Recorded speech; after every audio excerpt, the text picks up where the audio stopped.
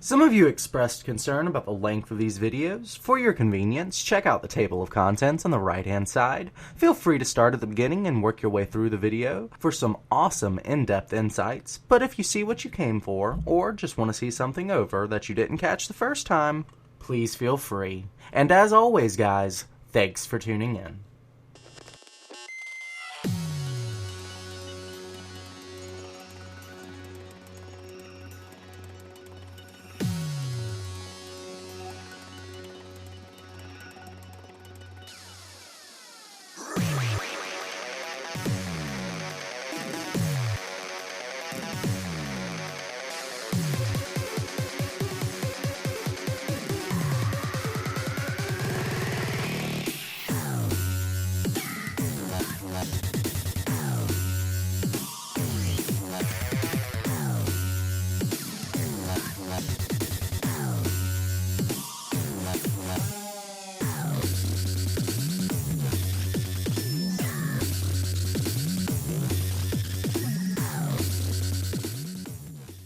Hey guys, this is Shaft, the Clinic Casting crew, and thank you for tuning in. As you are probably aware, we have already released a basic unit control video as well as an advanced unit control video.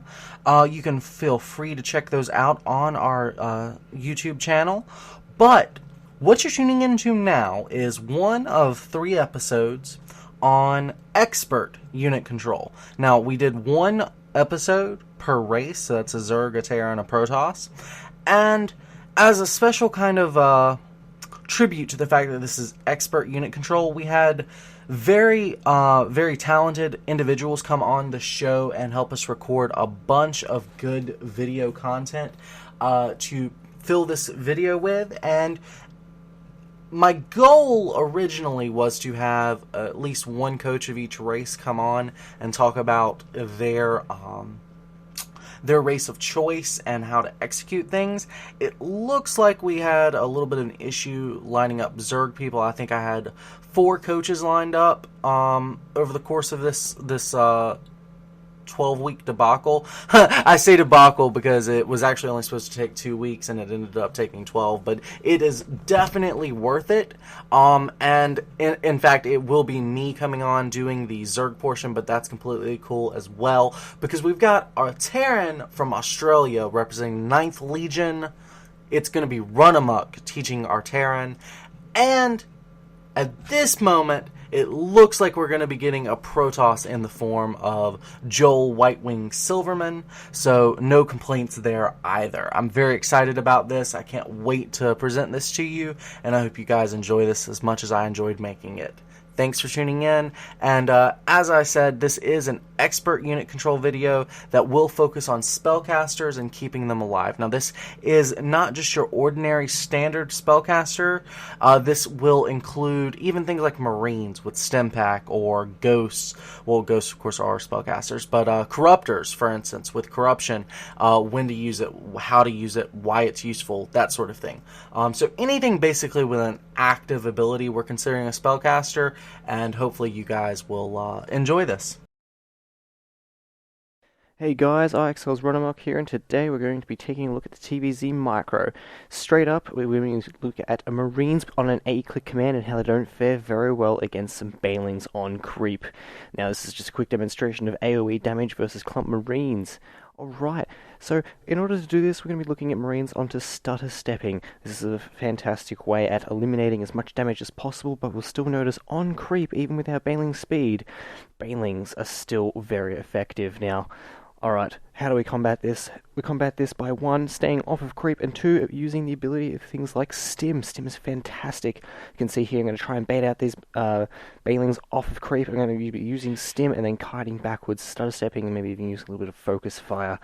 Awesome. Another way of dealing with Banelings is to pre-split before you get onto creep. Now, Banelings use AoE, so if your Marines aren't clumped, you can see here that obviously he didn't kill any of my Marines there. It actually takes 2 Marines to kill, 2 Banelings, sorry, to kill a Marine with combat shields. Now, we're going to be looking at a more larger scale battle. This is just me kind of A-clicking into the Zerg army and watching how the Zerglings wrap around my army and trapping them, and then the Banelings killing everything. So these are the other things you have to look out for as a Terran player when engaging Zerg armies. So we're going to move up here forward now, we're going to stim, and we're going to try and kite backwards and get away from that entrapment from the Lings. Doing significantly pretty well, but Banelings still being very cost efficient. You know, they are catching up to the Marines and they are detonating and still killing Marines here and there. So what do we do here? We're going to combine all of our previous examples. So we're going to stim, kite, and we're going to have a bit of a pre-split, or maybe even split when the Banelings start getting to us, utilizing more of the Marines as they're shooting and things like that. So really fantastic. As we can see here, cleaning up the Zerg army a lot more cost efficient than we normally would. So that's the aim of this. You know, it's definitely more about being cost effective in a game that utilizes minerals to produce units. So in this observation, we're going to be looking at how Marines hugging walls and maybe abusing terrain pathing like that reduces the surface area on Zerglings, and with the aid of this medivac, which is also being displayed here, healing up the Marines, you can see the majority of our Marines are left, and we've just traded super efficiently against the Zerg opponent.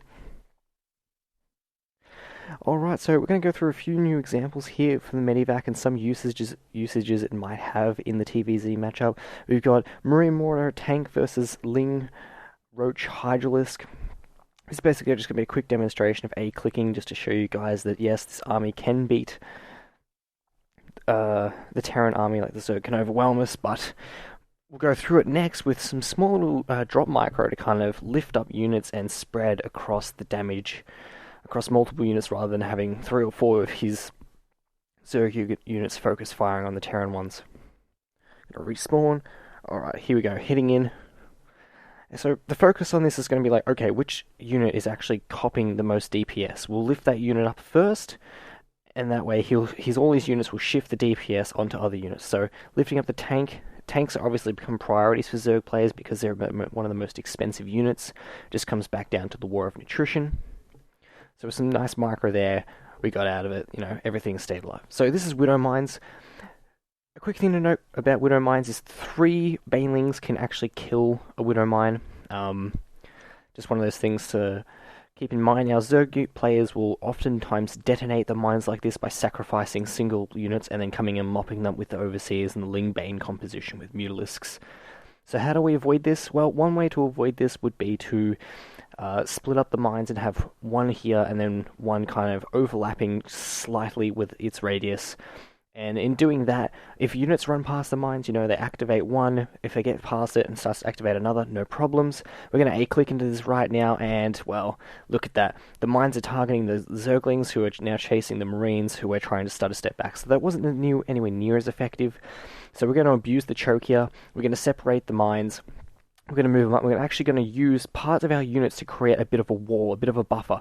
So I'll hold position these units on top of the mine, and then look at how much extra damage comes from that Widow Mine detonation. Absolutely fantastic. I've actually still got a second mine to detonate, and so I've got some leftover Marines. So this is going to be sort of the same kind of example, but now on a flat terrain.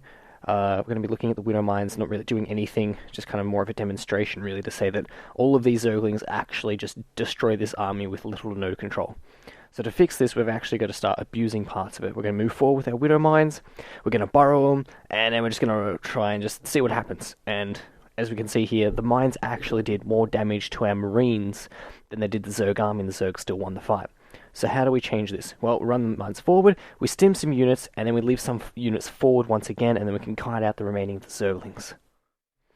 Absolutely fantastic. So we're going to cover some Ravens. Ravens are a really good demonstration. Just going to sit here and overlap really quickly on what units get affected by the PDT. Things like the Mutalisk, Hydralisk, Queen, and Corruptor. All of these units are actually using projectiles. You can even use things against the Spore Crawlers, but it's not technically a unit. The second demonstration now is going to be possibly you can incorporate Ravens into your Marine Marauder fight against things like Roach Hydra. This is just a simple demonstration here without using the PDT, and then we're going to highlight some of the other features of the Raven and how it could change the tide in the battle between Marine Marauder versus Roach Hydra. So this demonstration is going to be the point defense drone. Absolutely beautiful. You can see it's actually absorbing all the hits here from the Hydralisks, which are the main DPS units of this army composition. So my Marine Marauder is actually able to just kill out the buffer zone and then get right on top of these Hydralisks, and they pop right quickly. Fantastic. Traded very, very effectively. Now we're going to be using the Raven with the Hunter Seeker missile. Sorry, try and clump off, get the Seeker missiles to go off in clumped units. Oftentimes, good Zerg players will be able to click on these units and go, okay, you're selected red, run him away, or maybe even run that unit specifically into your army. So be very careful of this. Now we're going to use some cute little tactics here where we're Seeker missing some of our own units and then running them into the Zerg army. So a lot more micro intensive, but it actually looks really cool. So we just decided to throw that in there.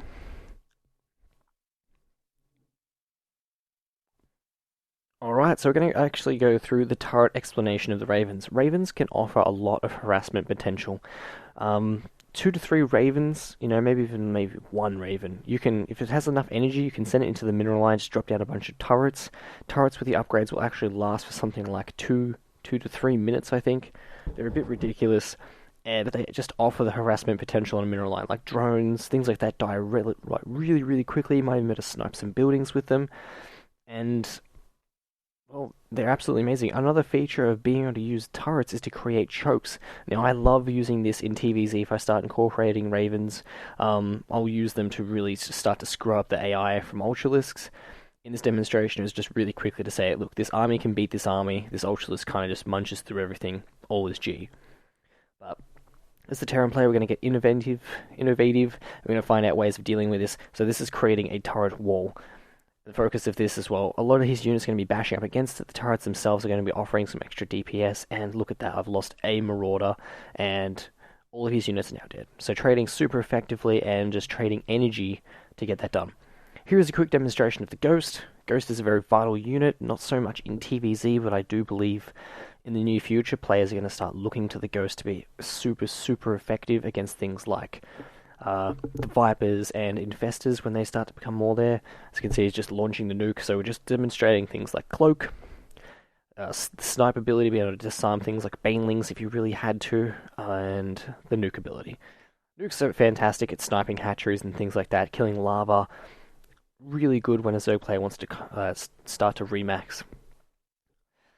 Here is just a simple A-click. The Ghost is going to come up and basically do nothing. In this instance, from doing nothing, the Infestor spews out all infested Terrans, huge amounts of DPS, everything dies. Bear in mind, these are smaller engagements, so it's just to demonstrate the actual vitality of the units. In larger scale battles, things change a lot different because it comes down to unit composition. Now we're going to be using EMP.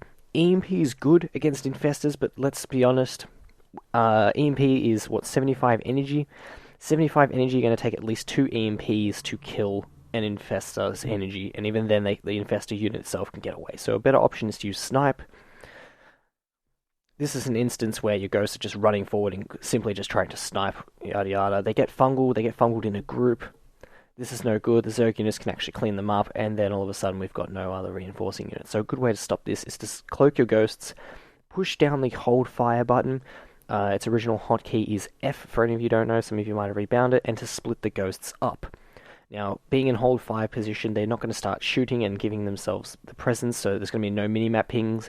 You can get them into position like we've seen here, and then just snipe. It takes 2 snipes to kill an Infestor, so it's much more effective than wasting the energy on EMPs. Now we're just going to run forward really quickly here, split up the Ghosts, going to be getting the snipes down ASAP, and then going to be engaging the Zerg army. Fantastic. So that's one way of dealing with a Lingbane Infestor army. Most times you'll see this incorporated with Ultralisks, so it's another way that you might want to deal with it. And now we're going to be running on to Ghosts versus the Protoss matchup. Quick note about Ghosts, they only do 100 damage. That means they will do 100 shield damage and they will remove 100 energy. It will take 4 EMPs to completely neutralize a Archon. 3 EMPs will bring it down to 50 shields and 10 health. This is going to be a quick demonstration of Ghost Marine versus Archon. You can see there I just quite quickly spammed EMPs just to deal with them, and I was able to do it very well. So in terms of resources, I came out on top of that really well. This is going to be a second demonstration. And I believe we don't use EMP at all, and the Archons basically just destroy everything. Yeah. The Archons are pretty good when they got shields. Just a huge buffer unit.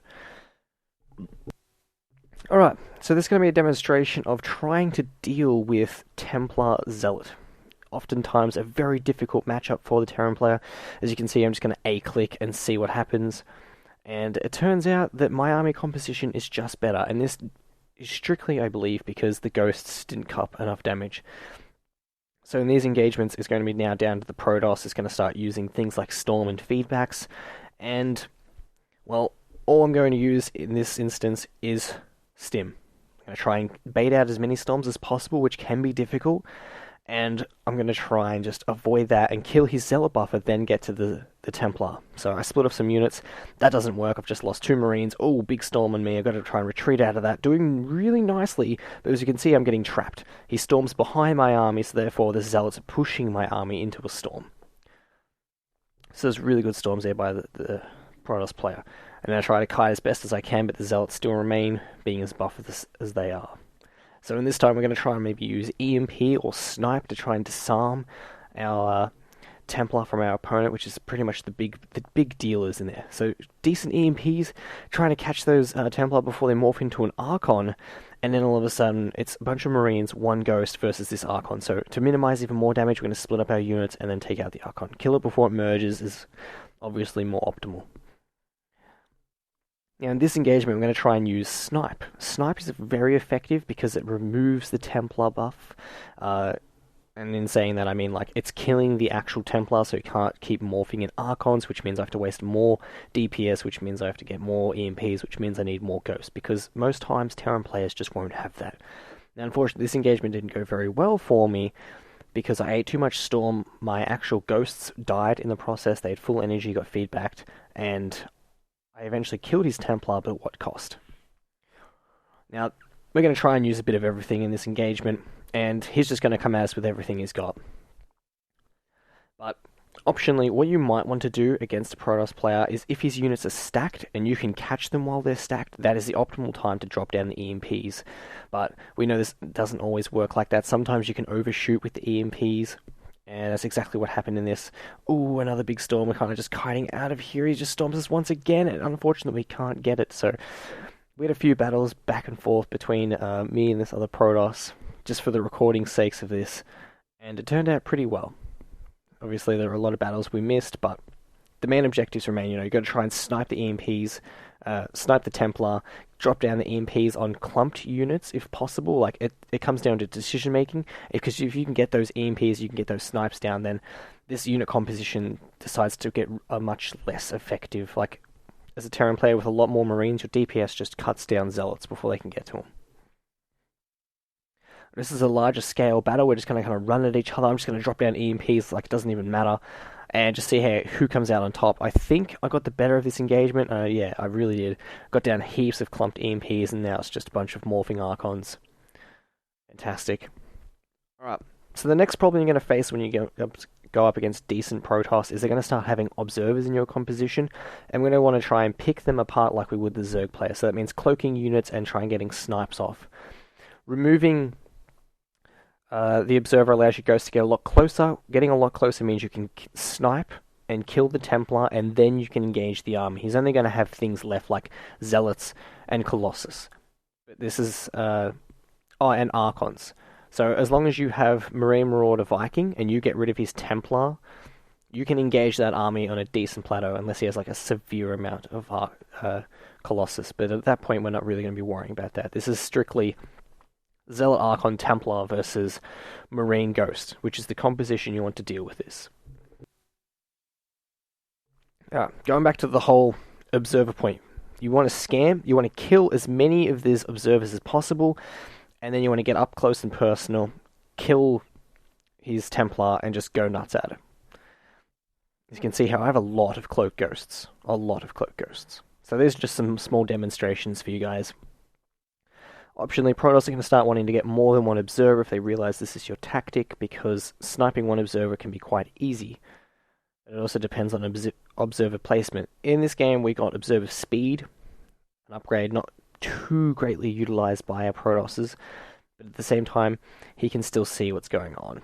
That's why he's killing all my ghosts, because I didn't clean out any of his observer buffer. He kills my ghosts, then just runs at me, then just does what Protoss 2 and spams T, and I die. Very unfortunate, but it happens to all of us, and now all of a sudden, look at this. I've got a bunch of Marines left, he's on top of everything, just Archons morphing in everywhere, and I just traded super badly. We're dropping scans, it's like, it's the end of the game. Might even mule him just to be annoying. But optionally, what we would really and ideally like to do, showing us a quick graph here about how many units we've got, is we want to kill everything. All the observers, we want to kill them as effective as possible, so we're going to scan, be like, oh my god, here we go. Focus fire the observer. He can't see me anymore. Now I'm just EMPing and sniping and doing whatever I want. And I've got a huge concave of Marines, and just look at the difference in the battle. Look at it. Massive difference. So be wary of that, Terrans. Try and bait out the observers, kill them. If you can't kill them and you can't cloak and kill his Templar, try and play more defensive. Worry about things like maybe him doing a counter drop.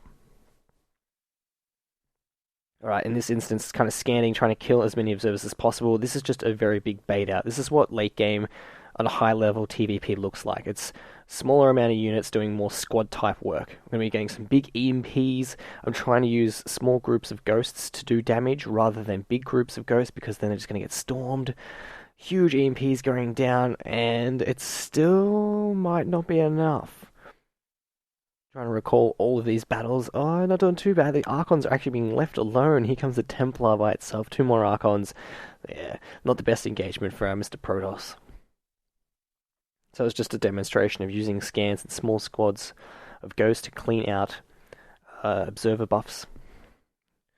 Ravens. We haven't really touched much too well on Ravens in TVP. Here is a quick showdown and list of units that get affected by the PDT.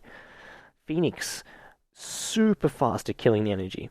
Mothership cores also Stalkers and Tempest. If you come into a running with a Protoss player who's going to be using Tempest, immediately start getting Ravens, because Tempest shoot slow, but they shoot long. So the whole idea is, if you cancel out the Tempest shots, you can get up close and personal and start killing the capital ships of the Protoss, which are a huge investment, and better off seeing you in this awkward position. This is just a giant battle, basically, for what late game TVT looks like. It's just 4 Raven, BC, Viking. We're going to see a huge display here of PDTs, going to see some nukes going down. All these Thors are going to be coming in trying to do extra amounts of damage. You can see his Seeker missiles going off like a boss. And we're going to see some of these nukes falling, and unfortunately, both of us clearing out just before anything happens. More Seeker missiles going off. Absolutely huge, epic battle, and pretty sure the Thors get the better of me in this engagement. But it might be pretty close. The Thors have to win this for sure. Even turrets going down, so just the ultimate late game TVT composition, but we all know it's a bit of a struggle to get there. Don't worry, it will come to a point where you learn to get here, but it's about control. In these instances of TVT, what you really want to focus on is the clumps of units. Use Thors to shoot away the Viking buffers, and use Ravens to deal with everything else. Alright, that's the end for me. Huge thank you to Malcolm for organising this, and hope you guys learnt a lot from this this Terran micro tutorial. My name is IXLRunAmok, and thanks guys for tuning in. Everything from bangling busts to 4 gates. Call them easy drop mules and ask them how the floor tastes.